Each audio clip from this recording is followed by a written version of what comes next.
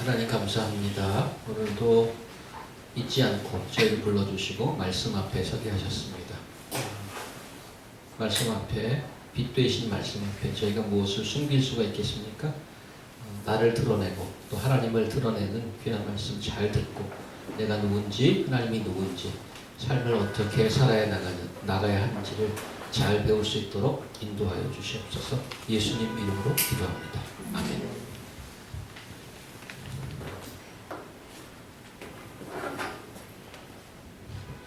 고대 근동의 연약한 부족 국가였던 이스라엘을 강력한 통일 왕국으로 만든 킹 데이빗, 다윗 왕. 이스라엘 역사 중 가장 위대한 왕으로 추앙받는 인물입니다. 왕 자리에 오르기 훨씬 전에 그 다윗과 골리앗, 교회를 안다가는 분들도 다 알지 않습니까? 그 레전더리 파이팅을 통해 이미 전설이 된 인물이죠. 하지만 다윗은 왕이 된 후에 대중들이 생각하는 이미지와는 많이 다른 삶을 살았습니다. 이스라엘 역사 조금 알고 성경을 조금 읽고 아시는 분이라면 다윗 왕의 삶이 그렇게 화려하거나 행복하지 않았다는 것을 알 수 있습니다. 오늘 성경 본문은 수년간 조용히 칼을 갈던 아들 압살롬이 역모를 일으키면서 아버지 다윗 왕과 신하들이 급하게 궁을 빠져나와서 피난길로 간다는 그런 이야기입니다. 이미 수차례 말씀을 드렸습니다마는 이스라엘 궁에서 벌어지는 암논이 다말을 강간한다든가 또 압살롬이 그 암논의 복수를 한다든가 지금 압살롬이 아버지에게 반역을 일으킨다든가 이런 비극적인 사건은 다윗이 그 이전에 지었던 죄악에 대한 하나님의 심판의 결과로 했습니다. 그런데 오늘 여기서 좀 생각해야 할 부분은 단순히 다윗이 아주 나쁜 짓을 저질러서 벌을 받는 시각으로만 사건을 바라보기에는 좀 더 다른 레이어의 다른 의미의 다른 시각이 있다고 보입니다. 다윗 왕이 벌 받는 것을 기록해주는 것은 후세를 위해서도 의미 있는 일입니다. 하지만 오직 그가 심판받고 망하는 모습만을 기록했다고 보기에는 기록이 굉장히 디테일하고 굉장히 깁니다.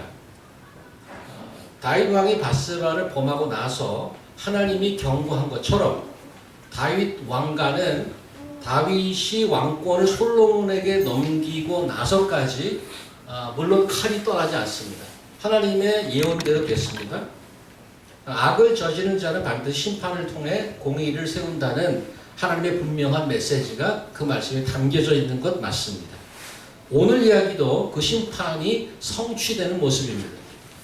그런데 이처럼 다윗의 나머지 삶 전부가 하나님의 심판의 결과로만 본다면 조금 심한 말로 다윗의 입장에서는 세상 그만 사는 게 낫다는 거죠. 하나님과 대적해서 무슨 승산이 있겠습니까? 내가 나쁜 짓 하고 나를 벌하시겠다는데 하나님의 심판이 선언되고 앞으로 그런 비극적인 삶이 계속 될 텐데 거기에 무슨 소망이나 좋은 게 있겠습니까?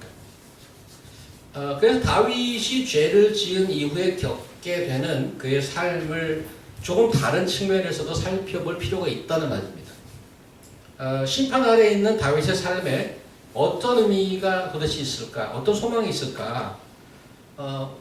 오늘날 우리 인생은 어떤가? 자신이 넘칩니까? 나는 하나님이 복을 줘야 되는 거야. 안 주는 게 지금 하나님이 잘못 보는 거지. 내가 이렇게 고생하면 되나? 내가 얼마나 잘하고 열심히 하고 있는데. 이렇게 자신 있는 사람 손 들어 보십시오 하면은 전부 고개를 숙이죠.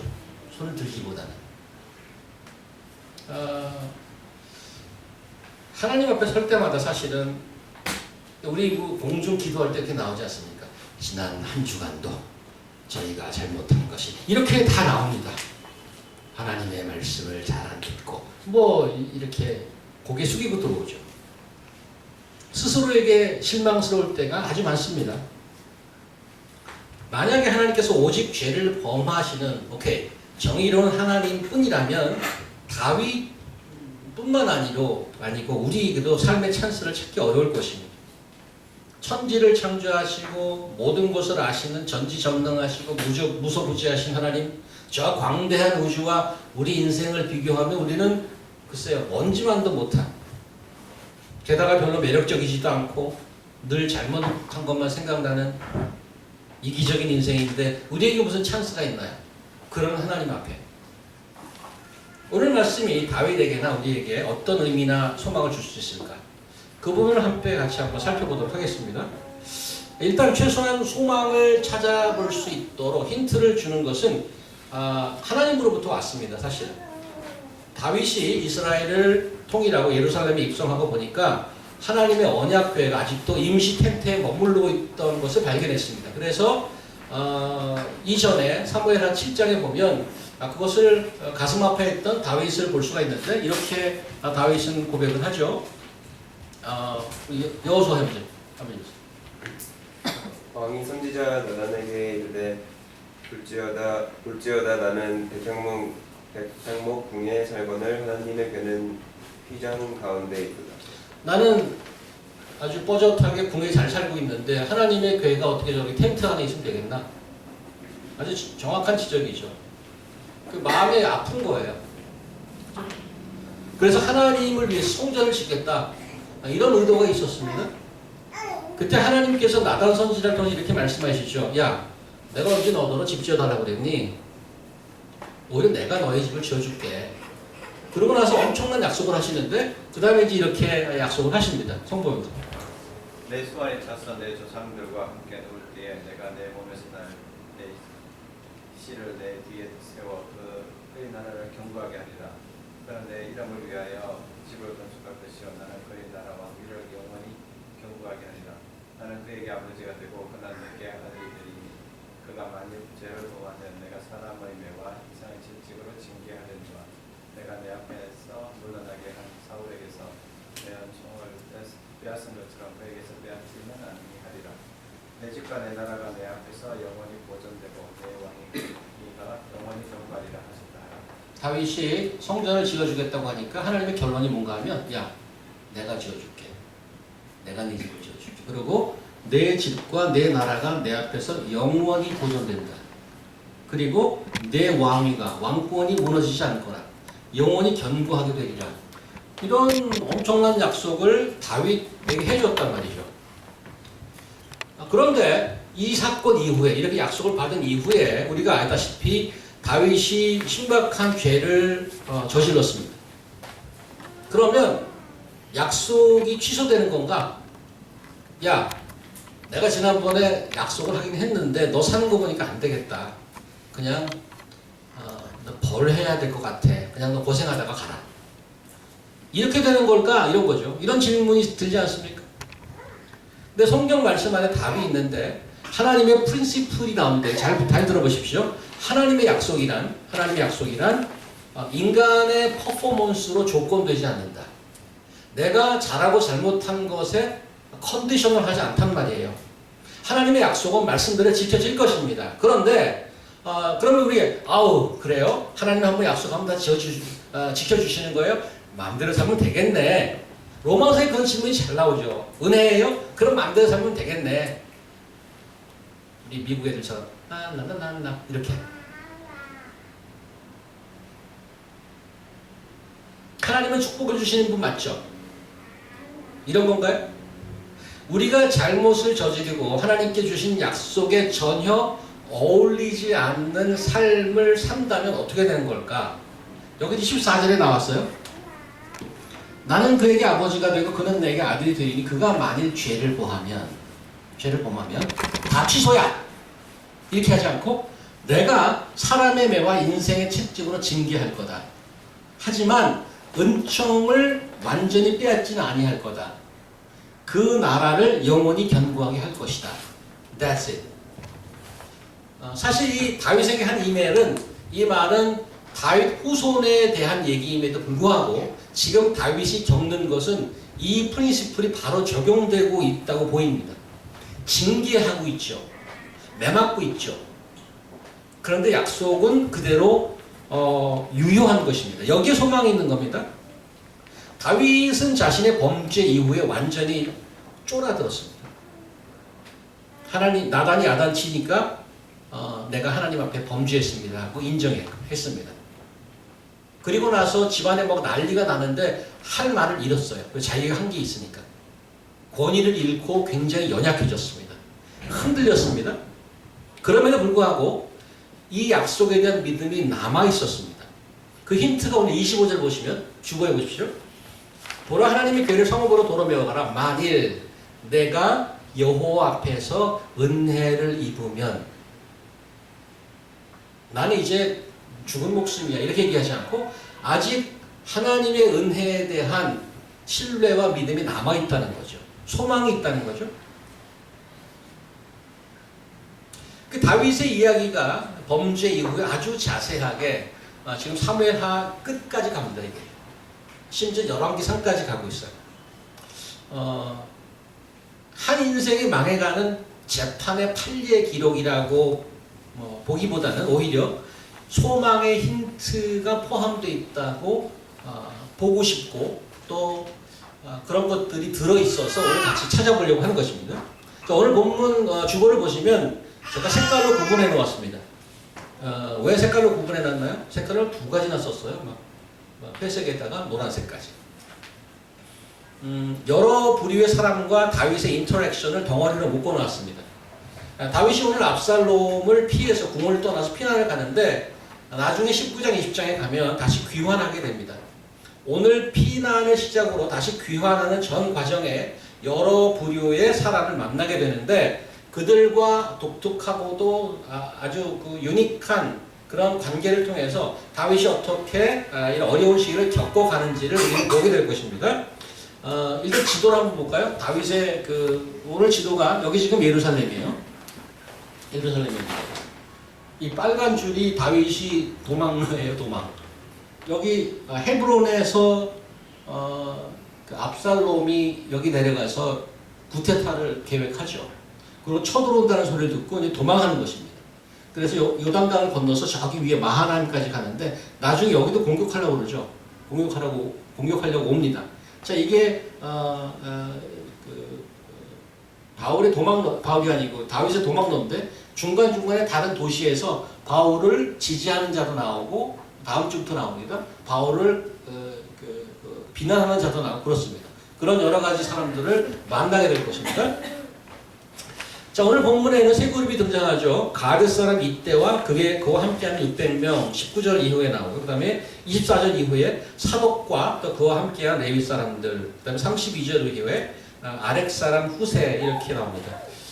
스케줄에 의하면 오늘 이걸 다 봐야 되는데 제가 준비하다 보니까 좀 양이 많아요. 그래서 다는 못 볼 것 같아요. 시간이 허락하는 만큼만 보도록 하겠습니다. 다윗이 왕궁을 빠져나오면서 신하도 따라 나오는데 17절 보면 가던 걸음을 멈추었습니다. 앞으로 가다가 17절 이렇게 나오죠. 왕이 나가면 모든 백성이 다 따라서 헤멜에 이르러서 멈추었으니 누가 나오나 이렇게 쭉 봤던 모양이에요. 그 다음에 18절 19절 보니까 가드 사람 600명이 왕 앞을 지나갑니다. 그의 모든 신하들이 그 곁으로 지나가고 모든 그렛 사람과 모든 블렛 사람 및 왕을 따라 가드에서 온 모든 가드 사람 600명이 왕 앞으로 행진하니라. 이렇게 나와 있습니다. 그 가드는 어디인지 아십니까? 가드? 여기 이제 안 나왔는데 여기가 지금 그 예루살렘인데 이쪽 이 지중해 쪽에 팔레스타인이 이쪽에 여기가 그 예루살렘이고 여기 헤브론인데 가드는 요쯤 있어요. 요쯤.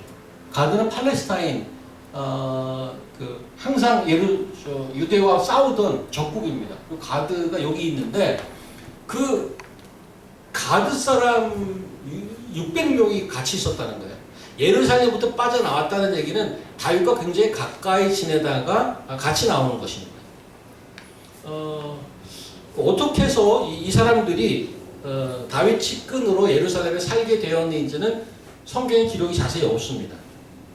참고로 다윗과 골리앗의 그 레전더리 파이팅의 골리앗이 그 가드 출신입니다.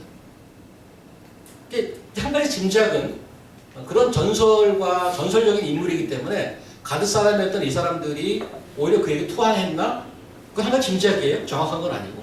어쨌든가 그 오리진이 팔레스타인인데 이 사람들이 이 예루살렘에 와서 살았던 건데 그 사람들이 이제 그 다윗을 따라서 망명을 떠나는 것입니다. 그들 중에 이때라는 사람, 리더인가 봐요. 이때라는 사람에게 묻습니다. 19절. 어찌하여 너도 우리와 함께 가느냐? 너는 쫓겨난 나그네이 돌아가서 왕과 함께 내 곳에 있으라.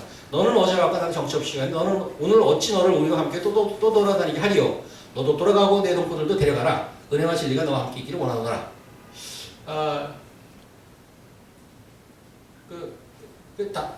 다윗이 이렇게 얘기하는 거예요. 이 급박한 상황에서 이스라엘이 조국도 아닌 이민자로 온 사람들이 무슨 목숨을 걸고 따라올 필요가 뭐가 있냐. 기왕에 이민자로 살 건데 뭐 트럼프가 뭐 대통령이든 오바마가 대통령이든 무슨 상관이냐. 그냥 뭐 이민자로 살면 되지. 우리 투표권도 없잖아. 그냥 살면 되죠. 거기에 맞춰서.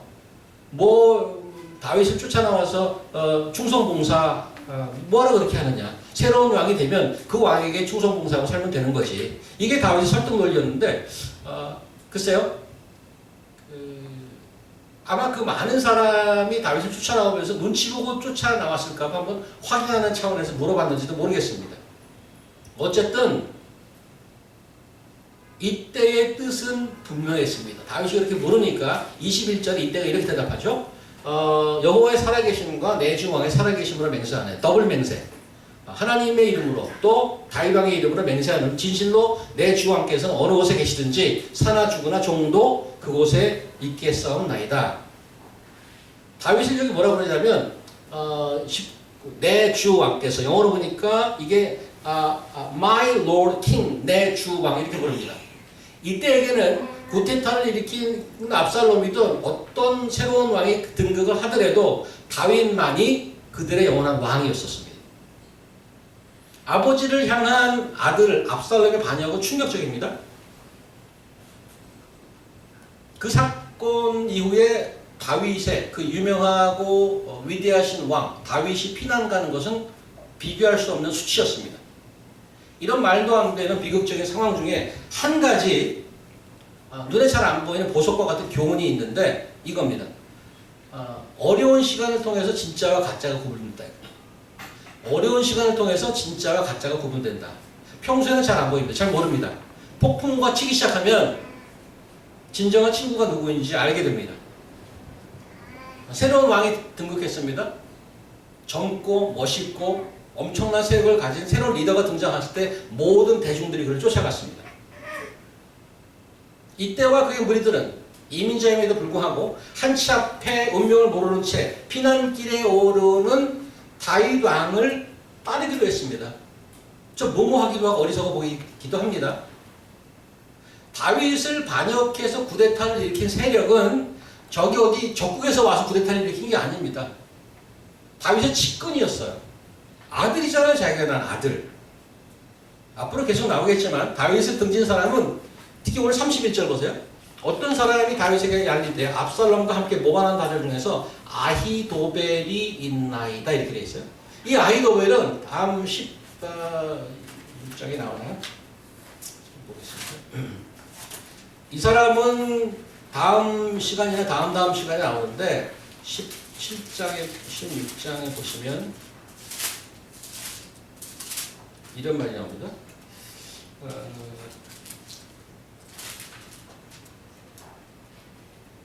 16장 23절에 이렇게 나옵니다. 제가 읽어드릴게요. 그때 아히도발이 베푸는 계략은 사람이 하나님께 물어서 받는 말씀과 같은 것이라. 아히도발의 모든 계략은 다윗에게나 압살롬에게나 그와 같이 여겨졌더라. 이게 무슨 말인가 하면 아히도벨은 he is a brain.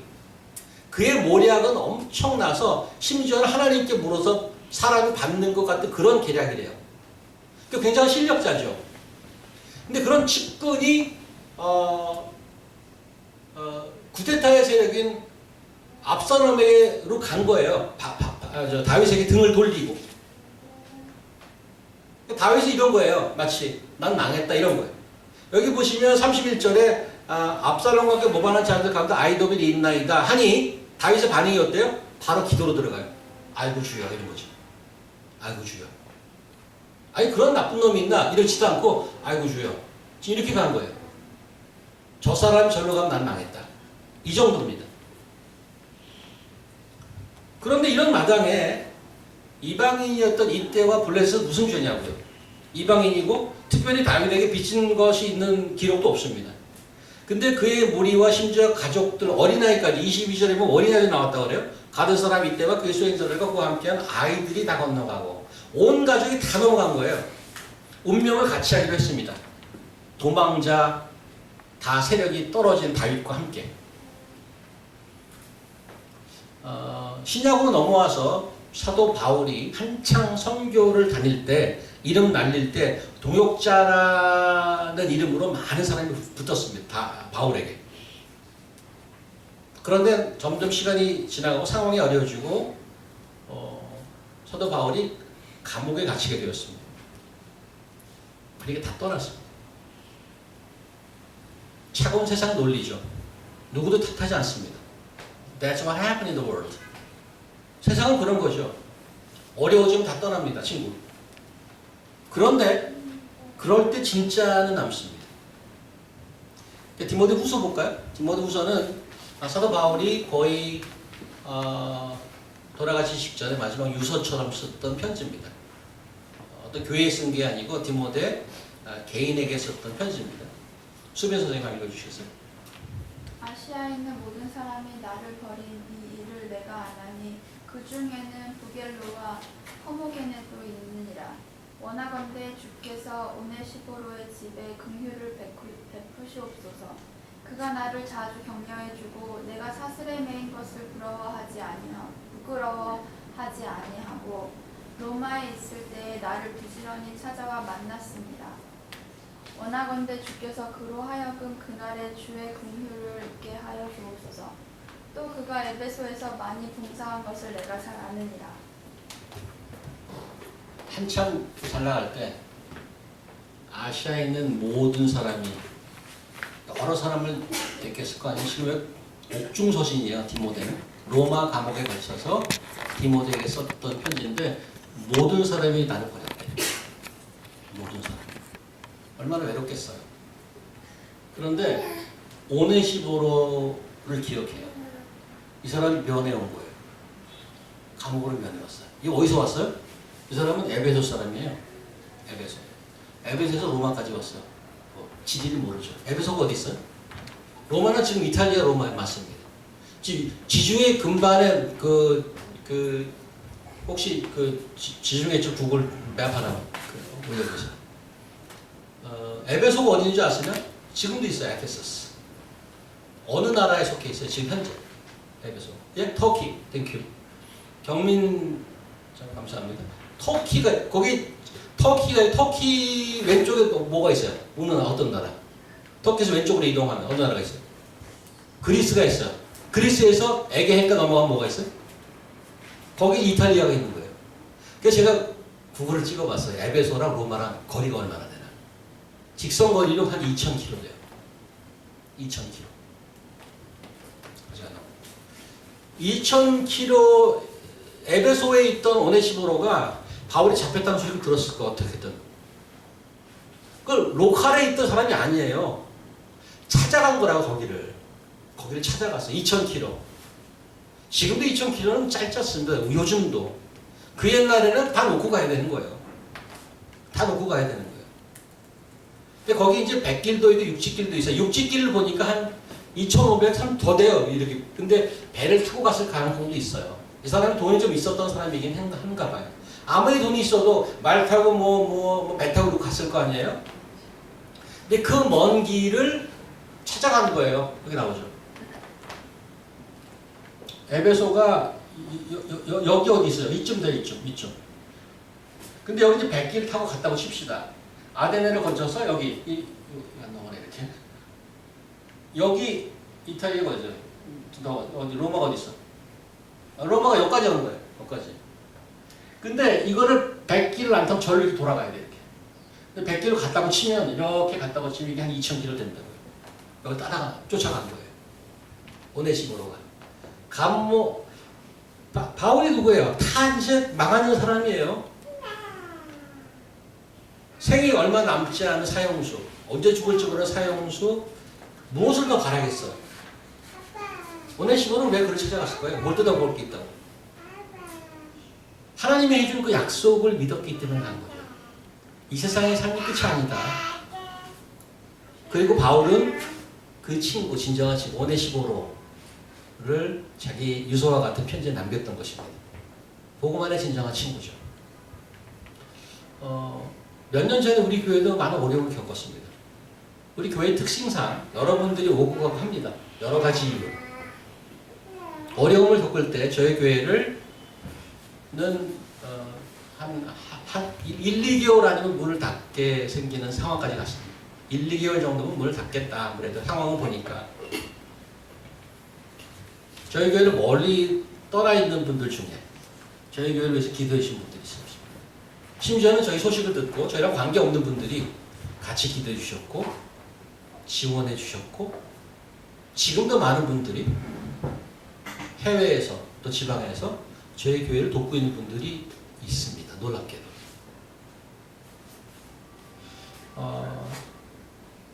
만약에 그 도움이 없었더라면 아마 여러분과 저는 다른 데서 흩어져 있었을 것입니다. 이렇게 한 자리에 있기는 어려웠을 것입니다. 삶이 어려울 때 우리는 진정한 친구를 만납니다. 잘 보이지 않는 보석과 같은 선물이죠. 망명 가지 않고 감옥에 가지 않고 늘 강하게 태평성대를 누리며 살 수 있으면 얼마나 좋겠습니까? 그런데 여러분도 경험하듯이 매일매일 경험하듯이 삶이 그렇게 간단하고 쉽지 않습니다. 녹록지 않습니다. 늘 편치 않습니다. 우리 이렇게 작은 그 컨그리게이션도 제가 한 분씩 기억하면서 기도하다 보면 everyone without exception, every family without exception has an issue. 여기 돌아보면 다 이슈가 있어요. 다 걱정을 달고 살아. 그럴 때 어떻게 살아내야 할까? 누구에게나 삶의 이슈가 있는데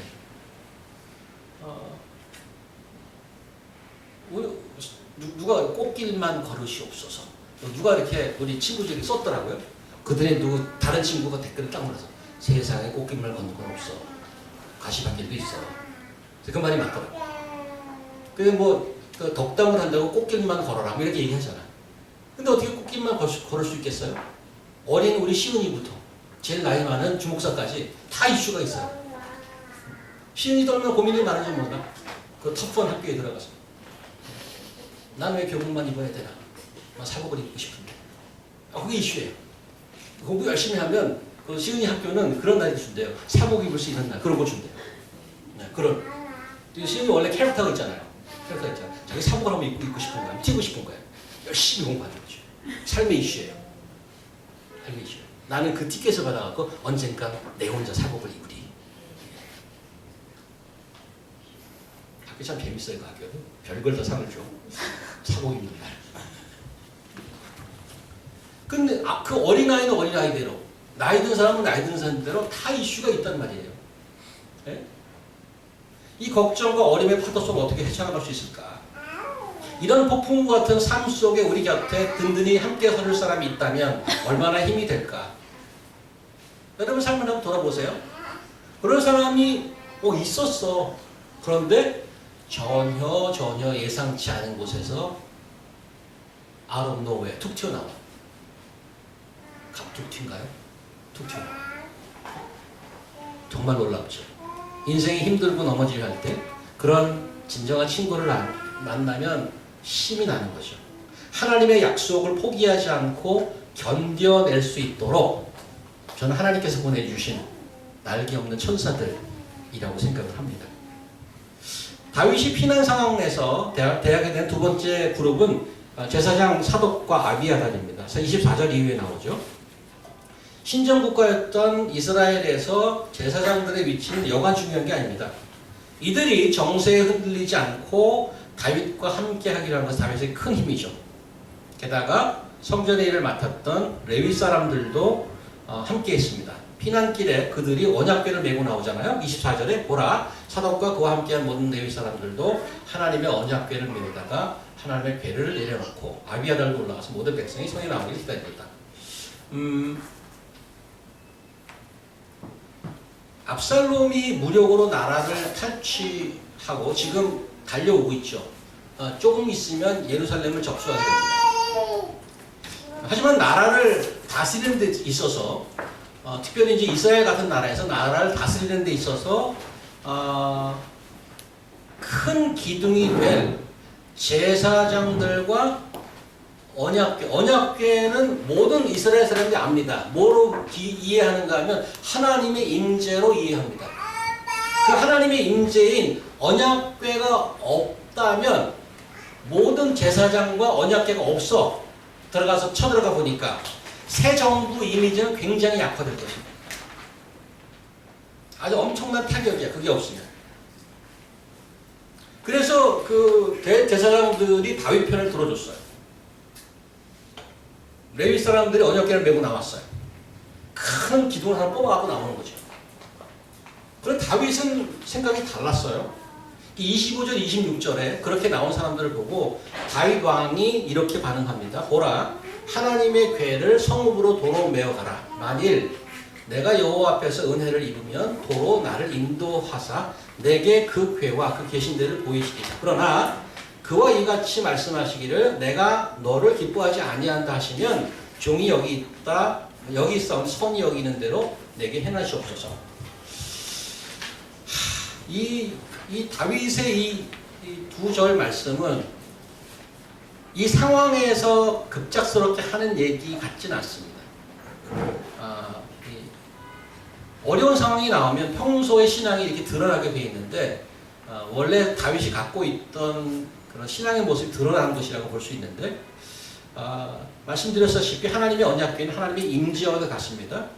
어려운 망명길에 이 언약궤가 함께 한다면 얼마나 큰 힘이 되겠습니까? 그런데 다윗은 그냥 두래요. 다시 말하면 언약궤에 의지하지 않겠다고 합니다. 자기의 도망가는 길에, 망명길에 언약궤를 의지하지 않겠다. 이게 비신앙적인 얘기입니다. 이 언약궤 사건 하면 생각나는 사건이 있죠. 사무엘서 초기에 블레셋과 이스라엘이 많이 싸움을 했습니다. 근데 블레셋에서 지니까 그때 당시 제사장이 엘리 제사장이었어요. 엘리 제사장의 두 아들이 이름이 주사모님 이름이 아는 걸 기억하지만 그 기억이 안 나는 것도 있으시군요. 흠니와 비느하스 그 두 사람이 한 번 패배하거나 1패를 당하거나 이렇게 해요. 우리가 왜 언약궤를 안 들고 나갔지? 바보같이. 언약궤를 들고 나가지 승리하지. 그리고 자신있게 언약궤를 들고 나갔는데 2패. 그리고 패했습니다. 언약궤를 뺏겼죠. 그러고 나서 여러 가지 스토리가 있습니다만은 믿음 생활하는 데 있어서 굉장히 비주얼하고 리추얼한 것에 대해서 파워풀. 그래서 많은 종교 기독교뿐만 아니라 캐톨릭, 불교, 힌두교에서 비주얼한 게 엄청나게 많습니다. 그 비주얼하고 리추얼리스틱한 거는 굉장히 파워풀합니다. 근데 오늘 한 가지 다윗의 고백에서 볼 수 있는 것은 그런 비주얼한 것에 의지하지 않겠다고 얘기합니다. 그 비신앙적인 것이냐? 아니요. 그 밑에 줄 보면 이렇게 했어요. 만일 내가 여호와 앞에서 뭐를 입으면? 은혜를 입으면. 다윗이 다시 돌아가게 될지 아니면 못 돌아가게 될지 전적인 하나님의 은혜라고 얘기합니다. 다윗이 의지하는 것은 오직 한 가지 하나님의 은혜뿐입니다. 만약에 하나님이 자신의 회복을 기뻐하지 않으시면 어떻게 하겠는가? 그분의 뜻에 맡기는 수밖에 없지. 그분이 기뻐하시는 뜻에 맡기는 수밖에 없지. 자, 이런 고백을 어떻게 보십니까? 자포자기의 신앙인가요? 그렇게 얘기할 수 있나요? 저는 이렇게 표현하고 싶어요. 믿음이 주는 자유함. 하나님의 은혜를 믿는 믿음에겐 자유함이 있습니다.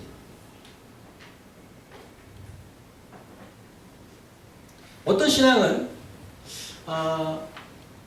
특별히 어떤 비주얼한 것을 관심 있어 하는 신앙은 하나님의 파워를 이용합니다.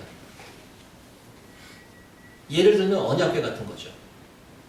종교적인 모습을 외형적으로 잘 드러내는 것들이 많이 있는데 이런 것들을 매개체로 해서 신의 어떤 능력을 갖다 쓰려고 하는 거죠. 자기가 원하는 것을. 다윗은 그걸 거부한 신앙이란 말이에요. 그리고 하나님 손에 맡겼습니다. 근데 이러한 고백을 또 다른 시각으로 비판할 수 있습니다. 이렇게, 야, 믿음이 좋다는 게 아무것도 안 하고 가만히 있는 거야, 그냥? 하나님이 다 알아서 해주는 거지. 하나님의 약속, 하나님의 은혜에 맡기는 거지. 이러고 가만히 있는 건가, 믿음이라는 게? 그게 무슨 믿음이야? 언약궤를 메고라도 나와야 되는 거 아니야?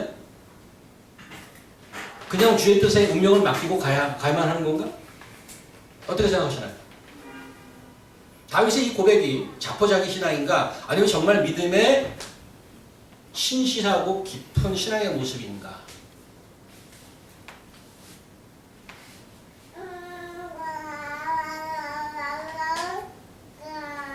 진정한 믿음이 주는 자유란 나의 의지와 재능이나 무슨 실력을 억누르는 게 아니고 거기에 목매이지 않는 것입니다. 잘 들으셔야 돼요.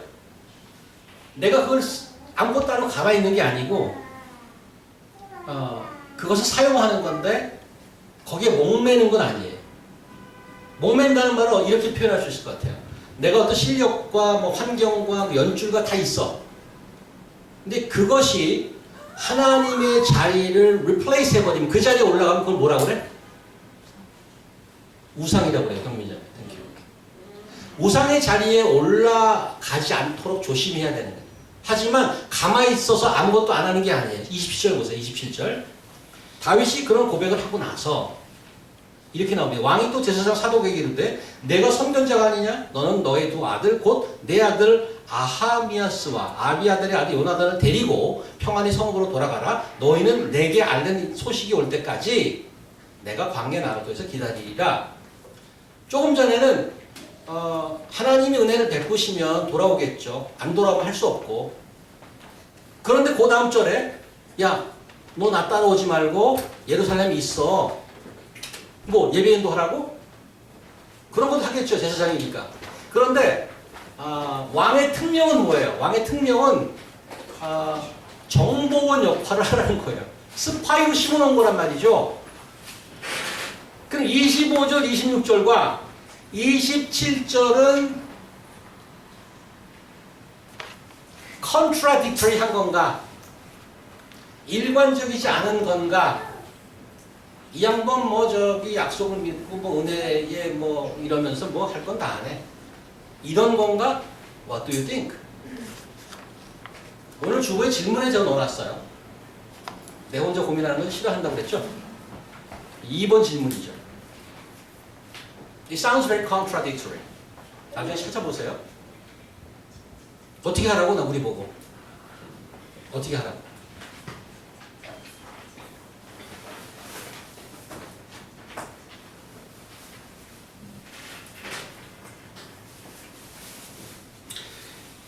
그래서 오늘 그 본문을 정리하면 이렇게 우리가 서머라이즈 할 수 있습니다.